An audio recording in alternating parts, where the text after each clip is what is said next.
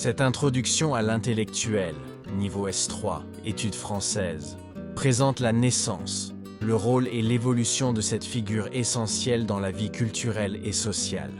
De Zola à Sartre, l'intellectuel apparaît comme une conscience critique, engagée pour la vérité et la justice.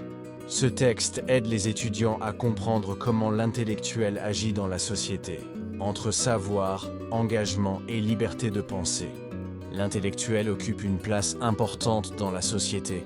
Ce n'est pas seulement quelqu'un d'instruit ou de cultivé, mais une personne qui utilise son savoir, sa pensée critique et sa parole pour défendre le bien commun.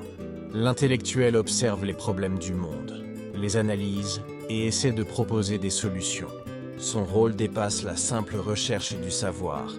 Il s'engage dans les débats publics pour défendre la vérité, la justice et la liberté.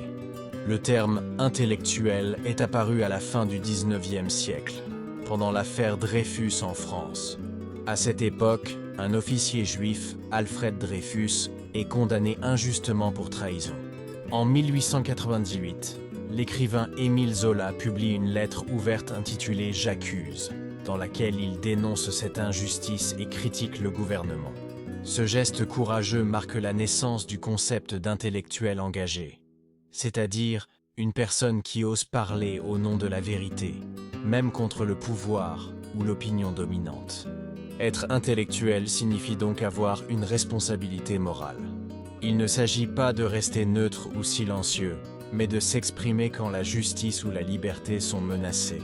L'intellectuel doit être indépendant, libre dans sa pensée et fidèle à la vérité. Sa mission est de questionner les idées toutes faites, de dénoncer les mensonges et de stimuler la réflexion collective.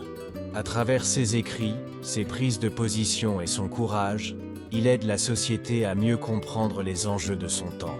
Au XXe siècle, des penseurs comme Jean-Paul Sartre, Simone de Beauvoir et Albert Camus ont poursuivi cet héritage. Par leurs œuvres et leurs engagements, ils ont abordé des thèmes comme la liberté, la guerre, la responsabilité ou la condition humaine. Tous ont montré que penser et agir sont deux dimensions inséparables du rôle intellectuel. Aujourd'hui, à l'ère d'Internet et des réseaux sociaux, la parole est ouverte à tous, mais cela rend parfois la réflexion superficielle. Le vrai intellectuel, lui, se distingue par la profondeur de sa pensée, sa rigueur et son indépendance. En conclusion, l'intellectuel est une voix éclairée et courageuse. Il incarne la liberté de penser et rappelle l'importance de la vérité dans un monde où l'information circule vite, mais où la réflexion se perd.